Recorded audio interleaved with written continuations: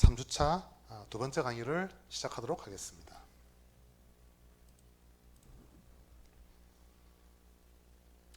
네, volumes by cylindrical shells. cylindrical shell이라고 하는 조금은 다른 기법으로 부피를 접근하는 것입니다. 여전히 회전체에 관한 것입니다. 이미 제가 두 번이나 언급했지만 이 정적분의 기본적인 개념은 slice, approximate, integrate. 그래서 잘게 쪼갠 후에 단순한 도형으로 부피를 건사하고 그것들의 합의 극한을 취하는 것이다 라고 하는 것이죠. 그래서 워셔 메소드를 사용할 때는 기본적으로 그 단면이 원이 되는, 그러니까 그 원형의 그 슬랩, 디스크, 슬랩 또는 워셔 이런 것들을 주로 이용했다면 이 쉘 메소드는 조금은 다른 접근을 할 텐데요. 그러니까 왜 이 쉘 메소드가 유용한지를 단적으로 보여주는 좋은 이그젬플이 여기 있습니다. 자, 이 보시게 되면 y는 2x제곱 마이너스 x의 세제곱이라고 하는 이 곡선이죠, 그렇죠? 과 y는 0이라고 하는 것은 x축이죠, 그죠? 이 x축. 그래서 이 두 곡선으로 둘러싸인 부분을 y축입니다. 지금 여기 그림이 나와 있는데 y축이에요. x축이 아닙니다. 이게 만약에 x축의 문제라면 지난절에 배웠던 내용을 가지고 쉽게 부피를 구할 수 있겠죠, 그죠? 이 y축 주위로 회전해서 얻어진 입체, 여러분들이 아마 그림을 그리기에는 그렇게 어렵지 않을 것 같아요. 애완동물에 이렇게 사료를 줄 수 있는 그런 용기를 만들 수 있겠네요, 그죠? 자, 그래서 이게 왜 워셔 메소드가 부적합한가라고 하는 것을 이해하려고 하면, 그러면 결국에는 제가 만약에 워셔 메소드를 사용한다면, 그럼 그림 그려볼까요? 자, 그림은 대충 그리겠습니다. 그래서 이게 x축, y축, 원점, 이게 우리의 영역이고, 이것을 이렇게 y축 주위로 회전하려고 하면 결국에는 제가 만약에 특정한 y를 고정했을 때 단면이 요 선분을 y축 주위로 회전하는 모양일 테니 아마 이 바깥쪽 반지름과 안쪽 반지름, 우리 이 교재에서는 XR, 오른쪽이니까 XR, XL을 Y로 나타낼 수 있어야 됩니다. 이게 되게 중요한 거예요. 왜냐하면 Y축 주위로 회전하니까 이 높이 어떻게든지 여러분들이 최대값을 구해서 구한다고 했을 때 이 높이를 구했다고 하면 사실은 이 오른쪽 끝과 왼쪽 끝의 저 좌표를 y의 함수로 나타내야 합니다. 문제는 뭐냐면 이 함수가 2차 함수가 아니고 3차 함수라서 이게 이렇게 돼 있죠, 그죠? 그래서 여러분들이 이 3차 방정식을 풀어야 되는 상당히 어려운 문제일 뿐만 아니라 이 식을 적고 나서도 여러분들이 한번 그 적분을 하려고 하면 실제로 그게 그렇게 간단하게 될 수 있는 그런 문제는 아닐 거예요. 그래서 이 쉘 메소드가 왜 유용한가를 단적으로 알 수가 있습니다. 자, 이 cylindrical shell 메소드의 기본은 cylindrical shell이라고 부르는 특별한 그런 도형의 부피를 쉽게 구할 수 있다는 것에 착안한 그런 아이디어입니다. 보통 쉘이라고 하면 껍질 같은 것이죠. 그래서 여기 화면에 그림이 잘 나타나 있는데요. 이게 그 중심축이 일치하는 두 개의 원기둥으로 둘러싸인 부분, 이제 물론 아래 위에 끝이 있습니다. 그래서 이런 모양입니다. 그래서 지금 안쪽 반지름이 R1, 바깥쪽 반지름이 R2인 원들로 둘러싸인 부분이 현재 바닥이에요. 밑면이에요. 그죠? 그래서 높이가 h인 이와 같은 실린더리컬 쉘의 부피를 구하려고 하면 그래서 지금 이제 V2라고 하는 것은 큰 원기둥의 부피, V1은 작은 원기둥의 부피거든요. 그래서 실제로 여러분들이 원기둥의 부피의 공식을 써서 이와 같이 적을 수 있고, 여기에 간단한 인수분해를 하게 되면 이와 같은 꼴로 나타나는데, 이 R2 플러스 R1이라고 하는 것은 두 반지름의 합이잖아요. 그래서 여기에 제가 만약에 2를 곱하고 나누어서 이와 같은 식으로, 그러니까 지금 이게 두 반지름의 평균을, 여기 이제 대충 보이시죠, 그죠? 두 반지름의 평균을 R이라고 한다면 2파이 R 곱하기 H 곱하기 이 델타 R이라고 하는 것은 저 실린드리컬 쉘의 두께, 달리 말을 한다면 반지름의 차가 되겠습니다. 그죠? 그래서 이와 같이 적으면, 자, 이 식을 어떻게 해석할 수 있느냐 하면은, 만약에 제가 R이라고 하는 것을 요 두 반지름의 평균이라고 했다면, 그러면 그 반지름을 갖는 원의 둘레, 2파이 R이니까, 그죠? 곱하기 높이, 그 기둥의 높이죠, 그죠? 곱하기 델타 R은 두께, 이렇게 해석할 수 있겠습니다, 그죠? 이와 같은 식으로 그 실린드리컬 쉘의 부피를 나타낼 수 있습니다. 네, 굉장히 심플한 아이디어입니다. 예.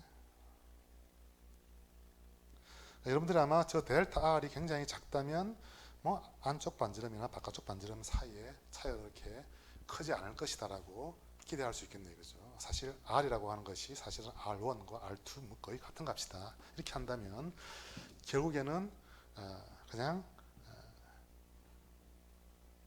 원둘레 곱하기 높이 곱하기 두께다. 이렇게 해석할 수 있겠네요.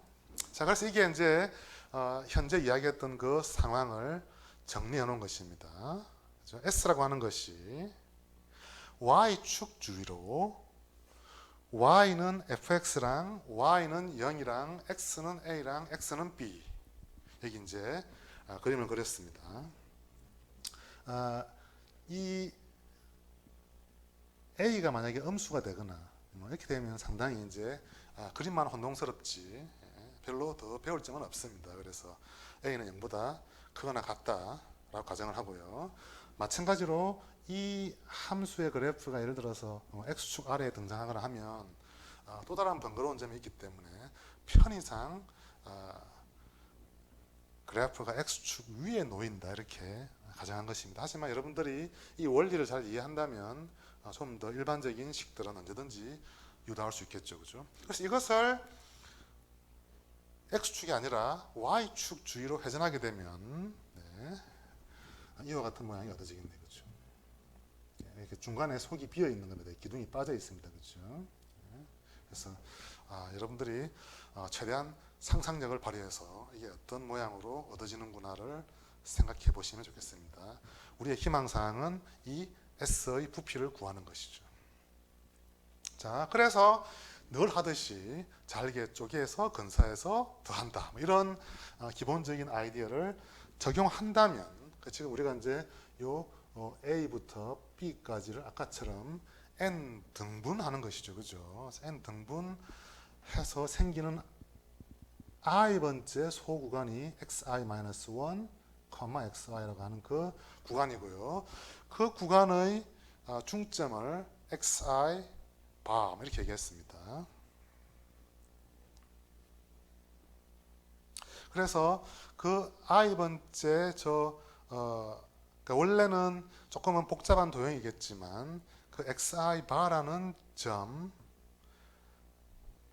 점에서의 높이를 갖는 직사각형을 회전하여 얻어지는 쉘로 건사하는 것이죠. 그래서 이와 같은 것들을 각각의 소구간마다 구해서 더하게 되면, 그러니까 이제 이 앞부분은 i번째 부피의 합이니까 정확히 같은 것이고요. 각각의 vi를 방금처럼 쉘의 부피로 근사한 것이죠. 그래서 이와 같은 식에다가 n이 무한대로 갈 때, 즉 델타 x가 0으로 갈 때의 극한을 부피로 이해할 수 있겠죠. 그렇죠? 그래서 이와 같은 적분, 식이 얻어진다. 이게 여러분들은 쉘 메서드라고 이해하시면 되겠습니다. 자, 그래서 이게 서머리입니다.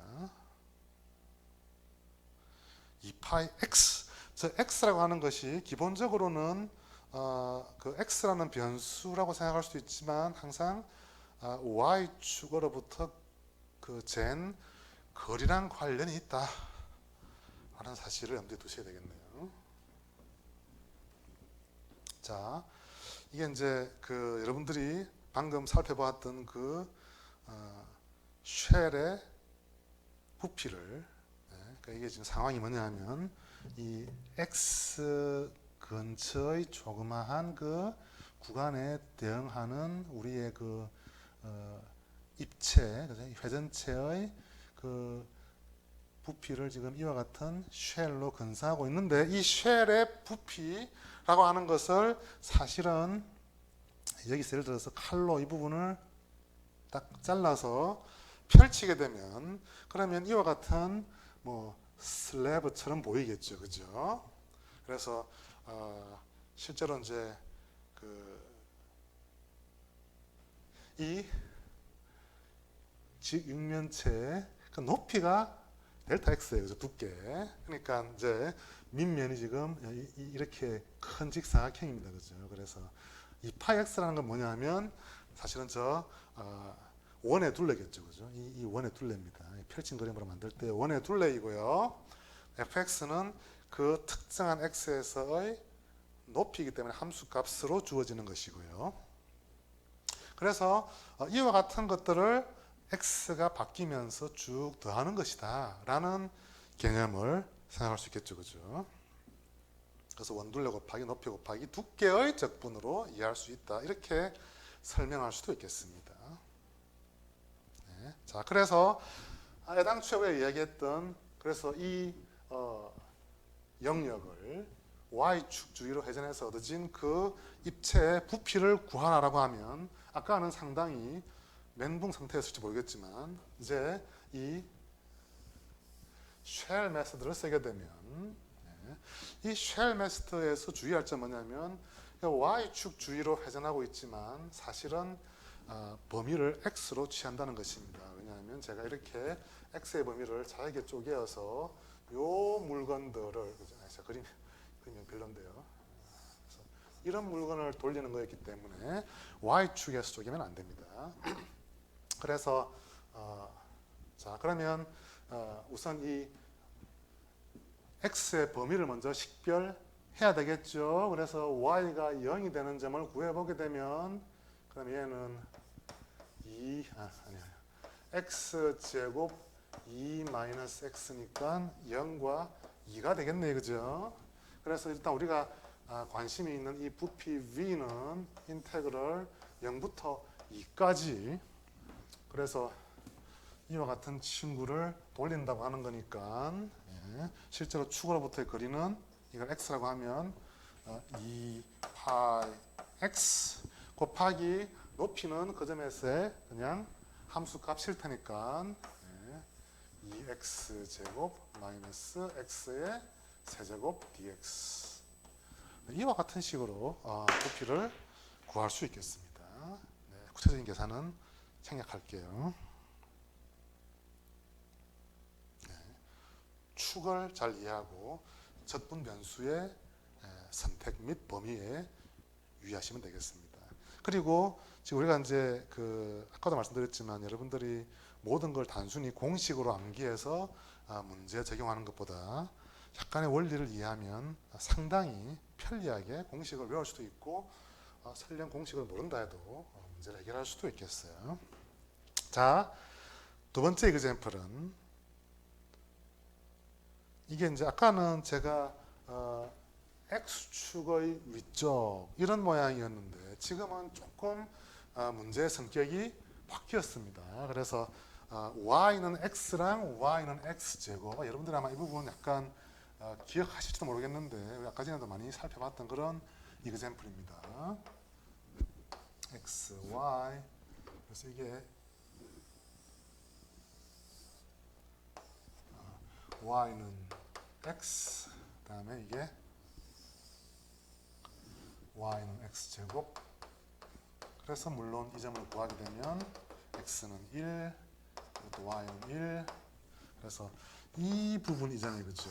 그래서 뭐 어떤 사람들은 이것을 공식으로 만들어 놓고 뭐 두 함수의 차이를 여기에 적는다라고 말하는 사람도 있는데 솔직히 여러분들이 이걸 공식이라고 보는 것보다는 그냥 X는 Y축주의입니다.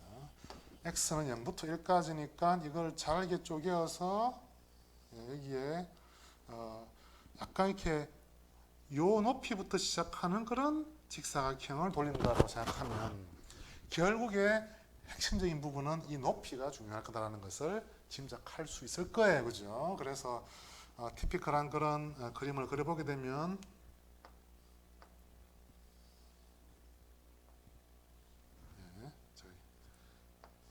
그래서 이 물건을 돌리는 것이니까 여전히 쉘입니다, 그죠? 그래서 이 v라고 하는 것이 인테그럴 0부터 1까지 2파이 x. 그다음에 fx는 fx가 아니고 높이에 되는 것이죠, 그죠? 높이가 위쪽 높이가 x이고 아래쪽 높이가 x의 제곱. 이거 두 개를 바꿔 적으면 답이 음수가 나올 거예요. dx. 이렇게 해서 이 부피를 구할 수 있겠습니다. 아마 여러분들은 워셔 메서드 이 부피를 구할 수 있잖아요, 그죠? 그래서 워셔 메서드로 구하는 것과 이렇게 구하는 것의 차이가 무엇인지 한번 살펴보십시오. 그래서 어느 게 더 쉬운지, 정말 답은 같게 나오는지 이렇게 확인하시면 좋겠네요. example 3. 여러분들에게 보통 우리가 문제를 낼 때 어떤 방법을 써서 구하라는 잘 하지 않는데 특히 시험 같은 곳에서 우리가 방법을 지시할 수도 있습니다. 여러분들이 특정한 주제를 아는지 모르는지를 파악하기 위해서. 그래서 이 example 3은 어떤 입체의 부피를 구하기 위해서 cylindrical shell을 쓰라라고 지시가 내려졌습니다. 어떤 solid이냐면 y는 루트 x의 아래쪽 부분이죠, 그죠? 그래서 0부터 1까지 y는 루트 x 아래 부분의 영역을 x축 주위로 회전하여 얻어진 입체 부피를 cylindrical shell 메서드를 써서 구해보시오라고 하고 있습니다. 네, 우선 그림을 그려봐야 되겠죠.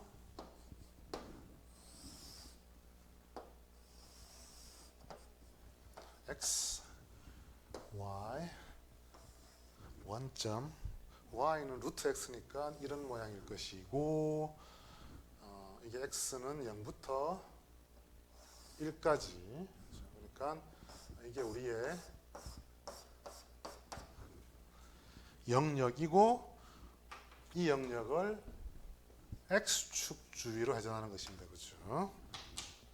네. 딱 봐도 워셔인데 워셔를 쓰지 말고 실린드리컬 쉘을 써서 해보라고 했으니까 그러면 우리가 뭘 해야 되느냐 하면 결국 이렇게 돌린다라고 하는 것은 그러면 당연히 제가 예를 들어서 이걸 잘게 y축을 쪼개야 되는 것이겠죠, 그죠? 물론 이때 y가 없음 1이니까 y의 범위는 아마 0부터 1까지일 것이고요. 그래서 이걸 잘게 쪼개었을 때 해당하는 곳은 이렇게 이게 평행입니다. 그래서 이렇게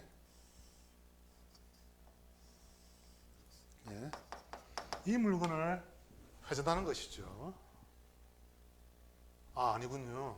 네. 이렇게 회전하는 것인가요?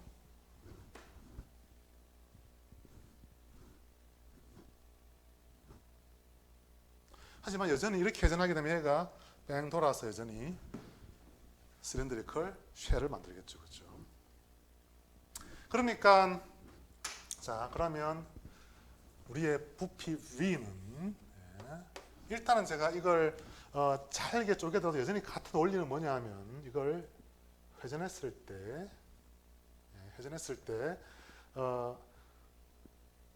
축으로부터의 거리는 y겠죠. 그렇죠? 왜 그 거리가 중요하냐면 2파이 곱하기 반지름이 필요한데 이 축으로부터의 거리가 필요합니다. 네. 그 다음에 높이라고 하는 것은 요 길이가 높이가 되겠네요. 그렇죠? 이게 지금 y는 루트 x니까 그러면 이 부분은 x는 y 제곱이 될 테니까 v는 이제 인테그럴 0부터 1까지 제가 y축을 적분의 변수로 택하고 있습니다. 그죠? 그러면 아까 말씀드린 대로 이 회전축으로부터의 거리 이건 2파이 y 그러니까 그 거리를 이용한 원의 둘레를 써야 되니까 곱하기 높이는 1 빼기 y 제곱 이게 이 rectangle의 높이가 되겠습니다. 그죠? dy 이렇게 부피를 구할 수 있겠네요. 그죠? 네. 꼭 이 계산을 해보시고 그리고 사실은 이게 워셔 메소드 또는 디스크 메소드가 더 쉽기 때문에 그 방법으로도 구해보고 한번 값을 대조해 보시기 바랍니다. 자, example 4 이제 조금 더 복잡한 그런 문제가 되는데요. 사실 여러분들이 공식이 아니라 원리를 안다면 여전히 상당히 심플할 수 있는 그런 문제입니다. 자, 읽어보겠습니다. 입체의 부피를 구하시오. 어떤 입체냐 하면 y는 x 제곱 그 다음에 y는 0 어로 둘러싸인 영역을 x는 2라고 하는 직선 둘레로 회전한 그런 입체의 부피를 구하라는 것입니다. 그렇죠? 자, x축, y축.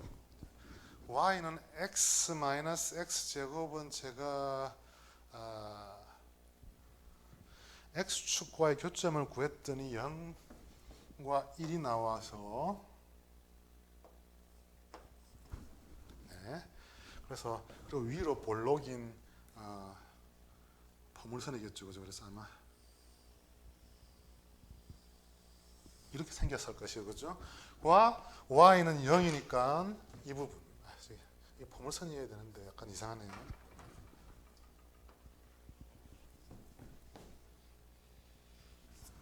조금은 더 나아 보이겠죠?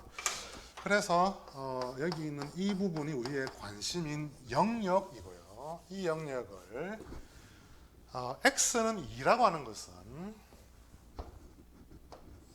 이게 x는 2가 되겠습니다. 그죠? 예, x는 2라고 하는 이 직선 둘레로 회전하게 되면 여러분들 상상이 가겠죠? 그죠? 이렇게.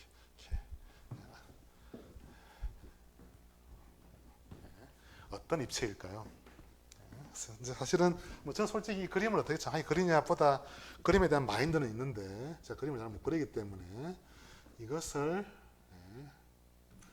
x는 2를 중심으로 돌렸더니 이게 지금 그 조그만 하나의 쉘을 돌린 모양이죠. 그죠? 그러니까 어차피 여전히 x의 범위는 0부터 1까지 해당하는 영역이기 때문에 이걸 제가 잘게 쪼개어서 이렇게 만약에 이 조그만 소구간에 대응하는 이 영역 사실은 이게 약간 굽어 있지만 적당히 이렇게 직사각형 모양인 것으로 생각입니다. 왜냐하면 제가 건설하고 있기 때문에. 그리고 저 두께가 아주 작아지면 사실은 어느 점이냐는 중요하지 않을 거다라고 생각할 수 있으니까 그죠. 이게 지금 뺑 돌아서 생긴 그런 쉘이겠죠, 그죠. 그래서 이 경우에 중요한 것은 무엇이냐? x의 범위는 여전히 0부터 1까지인데 각각의 x마다 우리가 무엇을 파악해야 되느냐면 이 축으로부터의 거리랑 그때의 요 직사각형의 높이, 그죠? 그 쉘의 높이를 구해야 합니다, 그죠? 그래서 실제 이게 x일 때, 이 거리는 그냥 2 빼기 x가 되겠죠, 그죠? 다시 이제 제가 부피 v를 적어보게 되면 쉘 메스터를 써서 인테그럴 0부터 1까지, 그래서 2파이 곱하기 이게 거리가 얼마냐면 x부터 2까지죠. 그래서 2 빼기 x 이게 2파이 x에 유사한 개념이 되겠습니다. 그죠? 곱하기 그때의 함수 값은 이게 x 마이너스 x의 제곱 dx 이렇게 하면 되겠네요. 그죠? 그래서 한번 이 값을 구해 보시기 바랍니다.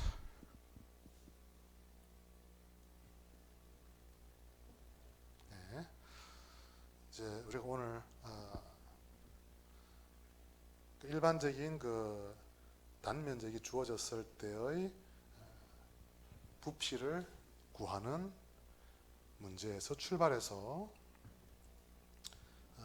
디스크 또는 워셔 메소드를 배웠고 방금 실린드리컬 쉘 메소드를 배웠습니다. 그래서 어떤 경우에 이 중 하나를 쓸 것인지를 한번 여러분들이 정리해 보시고요. 뭐 이런 경우에 이런 걸 쓰겠다라고 한번 정리해 보시고요.